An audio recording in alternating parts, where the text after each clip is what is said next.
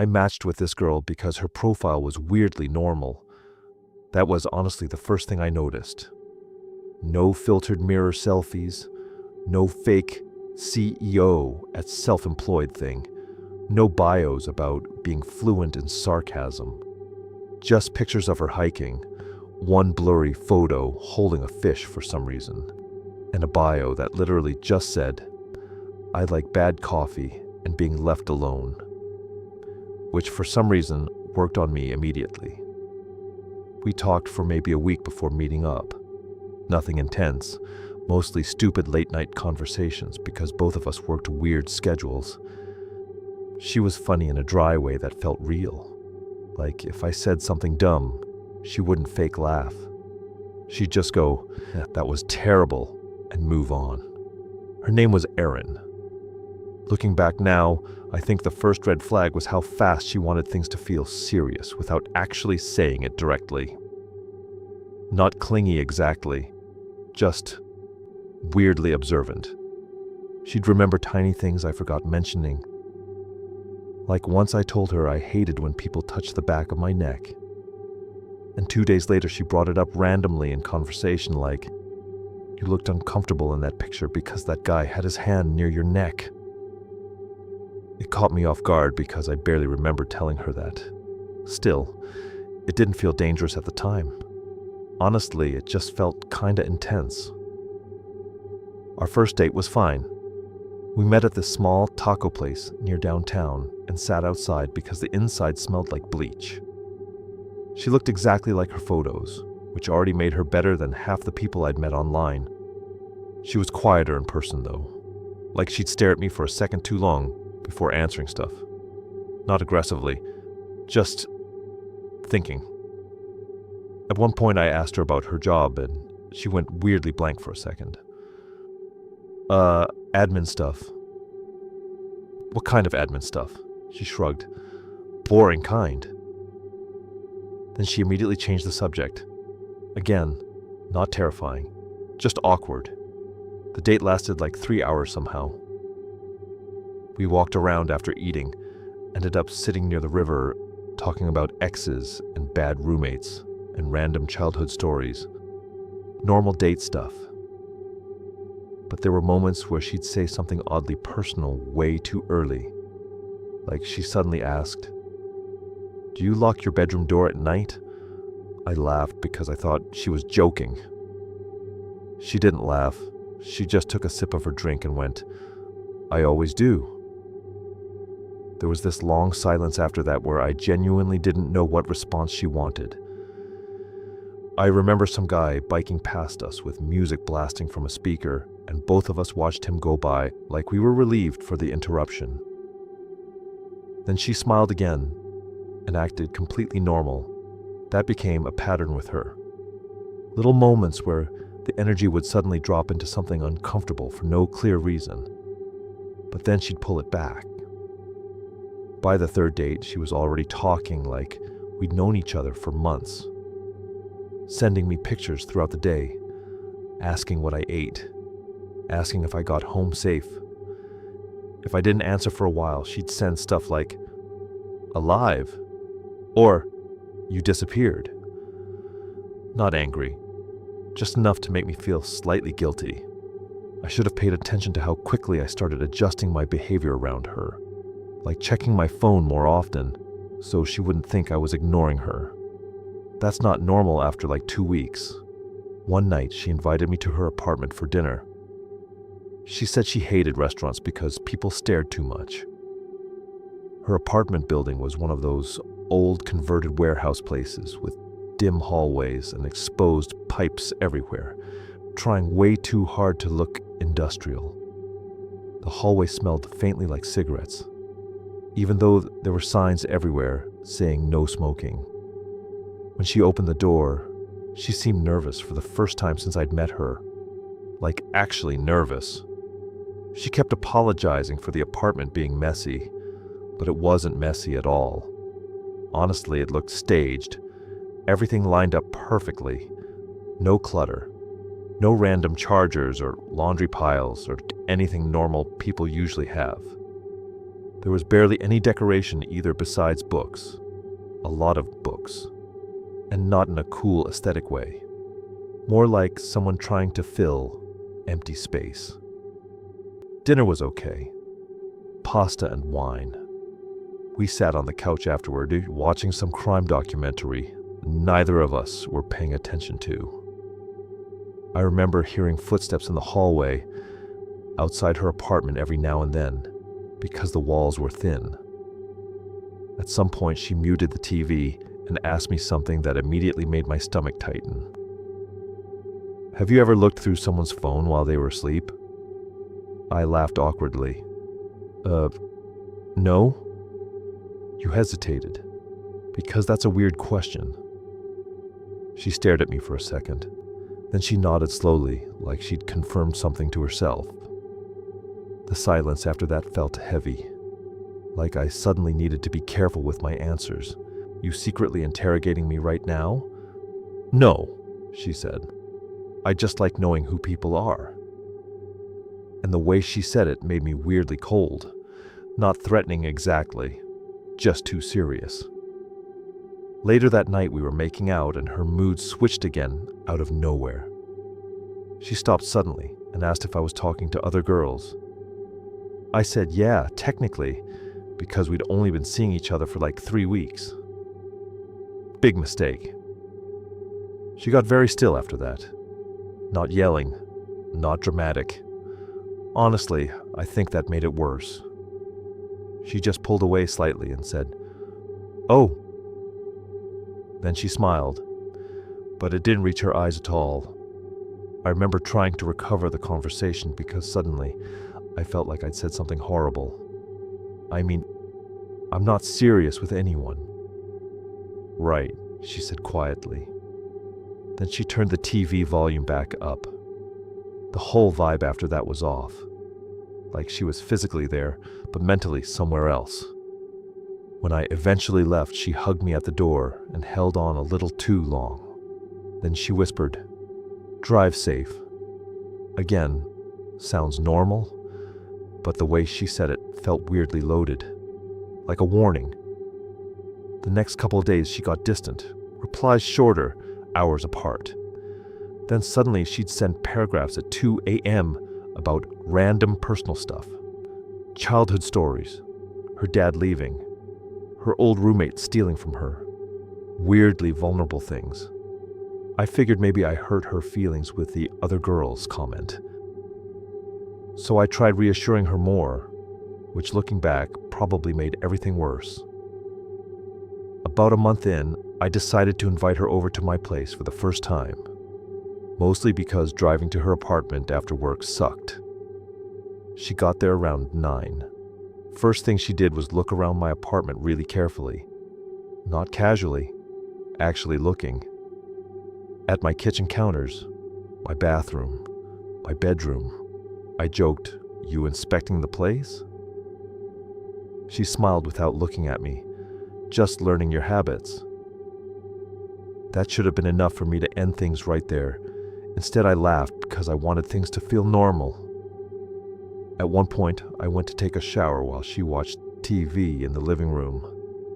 When I came back out, she was sitting on my bed holding one of my hoodies. Not wearing it, just holding it.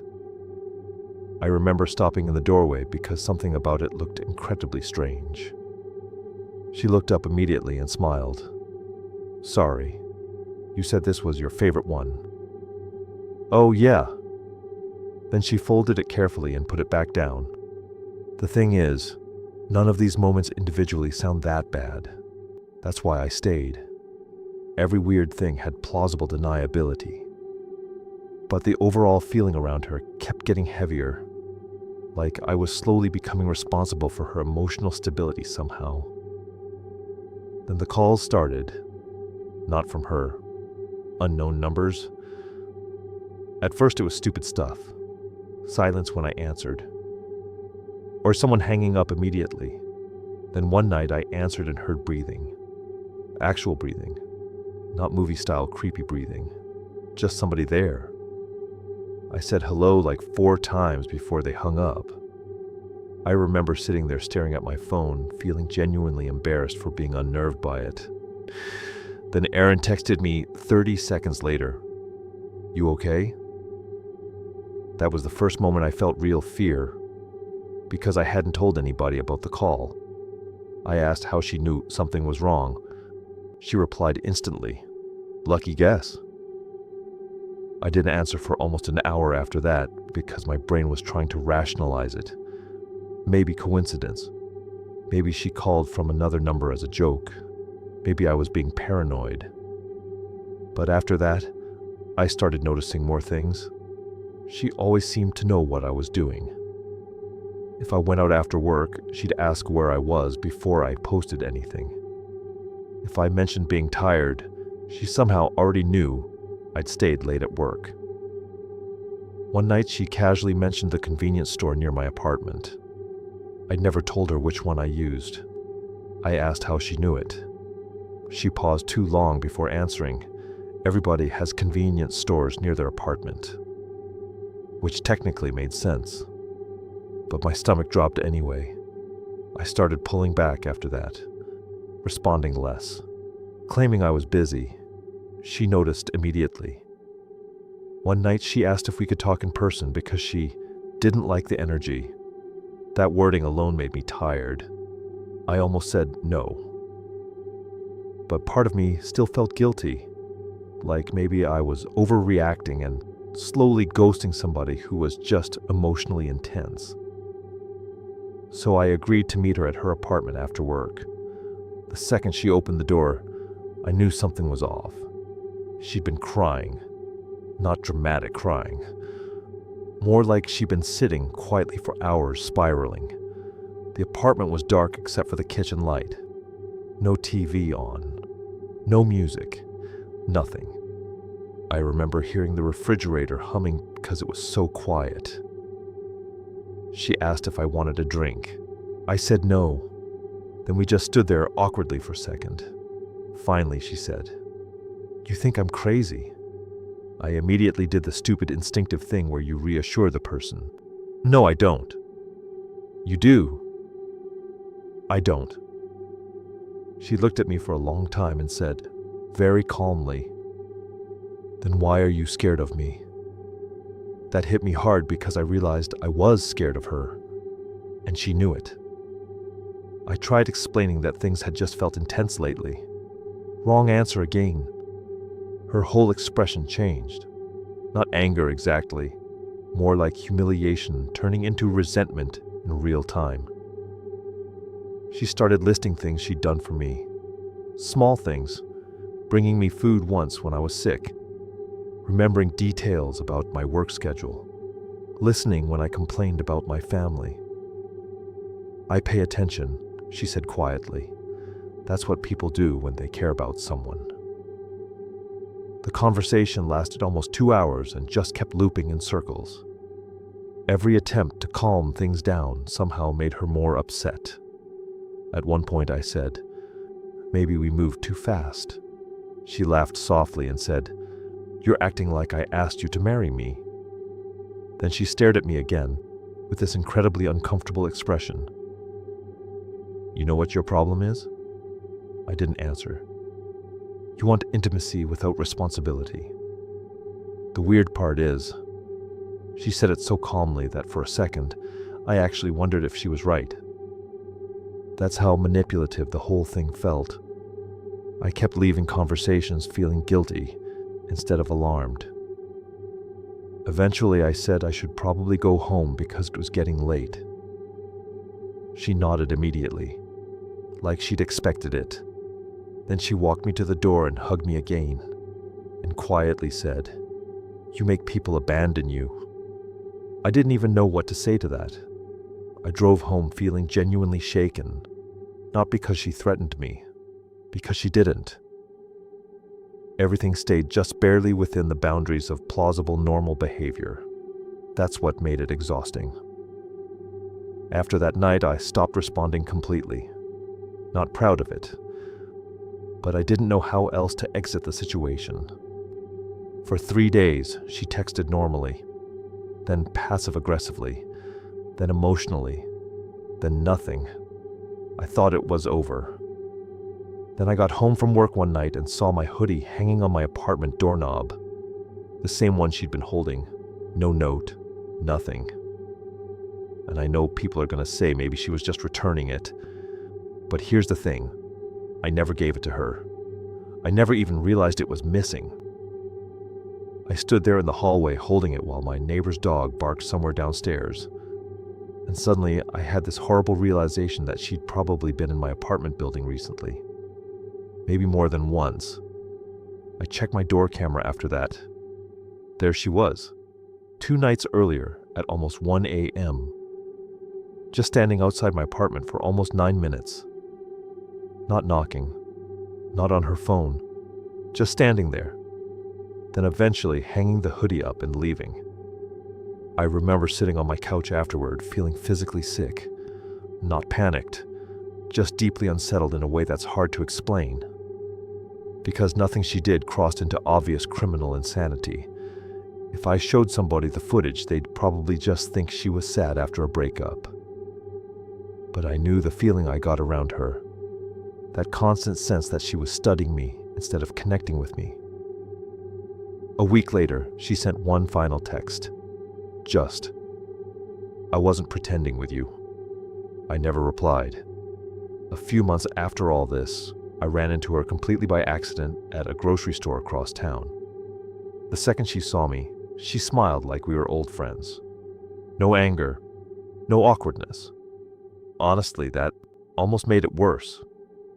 We stood there near the frozen food section making painfully normal small talk while I tried to ignore how hard my heart was beating. Then before walking away, she said, "You look tired." Same calm voice, same unreadable expression. And for some reason, that messed with me more than if she'd yelled at me. Because for the entire relationship, that's what she did best. She noticed things. Too much. I switched gyms after that because I kept convincing myself I saw her car places. Maybe I was paranoid by then. Maybe not. I haven't dated anybody seriously from apps since.